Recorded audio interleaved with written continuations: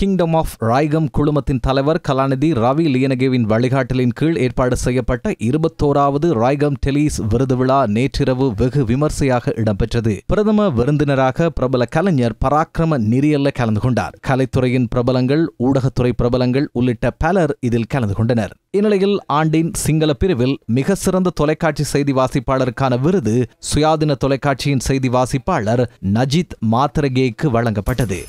ස්වාධීන රූපවාහිනියේ ප්‍රවෘත්ති නිවේදක නජිත් මාතරගේ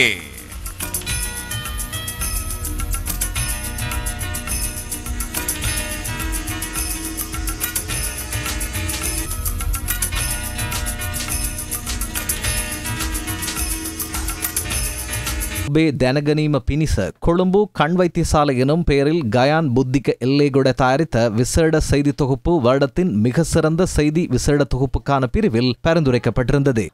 ஆண்டின் மிக சிறந்த சிங்கள பெண் செய்தி வாசிப்பாளருக்கான பிரிவில் சுயாதீன தொலைக்காட்சியின் செய்தி வாசிப்பாளர் தினூஷிகா பிரமோதா சில்வாவின் பெயர் பரிந்துரைக்கப்பட்டிருந்தது. இந்திக்க வீரக்கோன் தயாரித்த டாகட் நிகழ்ச்சியும் ஆண்டின் மிக சிறந்த தொலைக்காட்சி அரசியல் கலந்துரையாடல் நிகழ்ச்சிக்கான பிரிவில் பரிந்துரைக்கப்பட்டிருந்தது. வசந்தம் தொலைக்காட்சியின் ஹஸ்லி முனாஸ் சிறந்த தமிழ் செய்தி வாசிப்பாளருக்கான பிரிவில் பரிந்துரைக்கப்பட்டிருந்தார். அதேபோன்று வசந்தம் தொலைக்காட்சியின் எஸ் ஷாலினி ஆண்டின் மிக சிறந்த தமிழ் நிகழ்ச்சி தொகுப்பாளருக்கான பிரிவில் பரிந்துரைக்கப்பட்டிருந்தார். ஆண்டின் மிக சிறந்த ஆங்கில மொழி நிகழ்ச்சி தொகுப்பாளருக்கான பிரிவில் மரியலா வென்டோட்டின் பெயரும் பரிந்துரைக்கப்பட்டிருந்தது. தொலைக்காட்சி நாடகத்தில் அஷேனியின் கதாபாத்திரத்தில் நடித்த ரெபேகா தில்ருக்ஷி நடுவர் குழாமின் விசேட திறமை சான்றிதழ் விருது வழங்கி கௌரவிக்கப்பட்டார். ஆண்டின் மிக சிறந்த தொலைக்காட்சி நாடக இயக்குநராக மீயா நாடகத்திற்காக மனோஜ் விக்ரமசிங்க விருது வென்றார். அதேபோன்று ஆண்டின் மிக சிறந்த தொலைக்காட்சி நாடக படத்தொகுப்பாளராக அதே நாடகத்துக்காக சமால் எல்விட்டிகல மற்றும்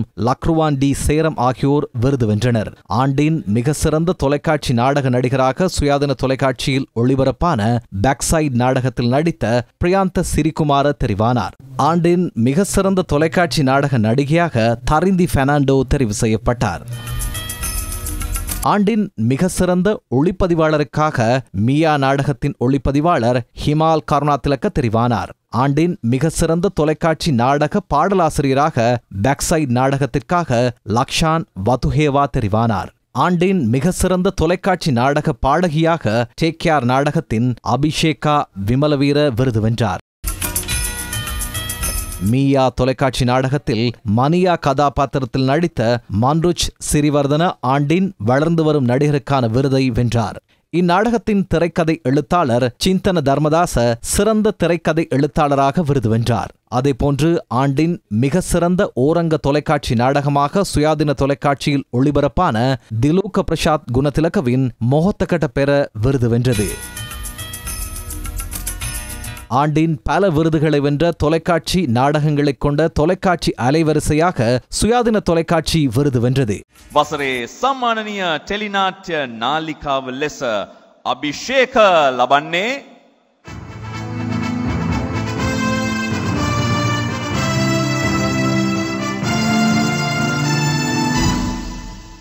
ස්වාධීන රූපවාහිනිය.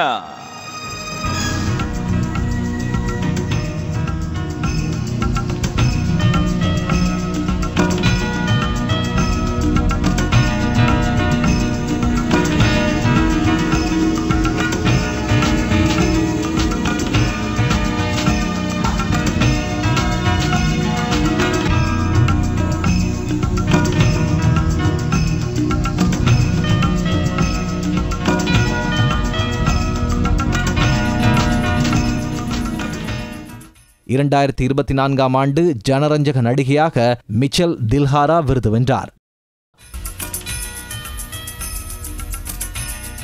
ஜனரஞ்சக நடிகராக சஜித ஆந்தனி விருது வென்றார். ஆண்டின் ஜனரஞ்சக தொலைக்காட்சி நாடக நடிகையாக தினக்ஷி பிரயசாத் விருது வென்றார்.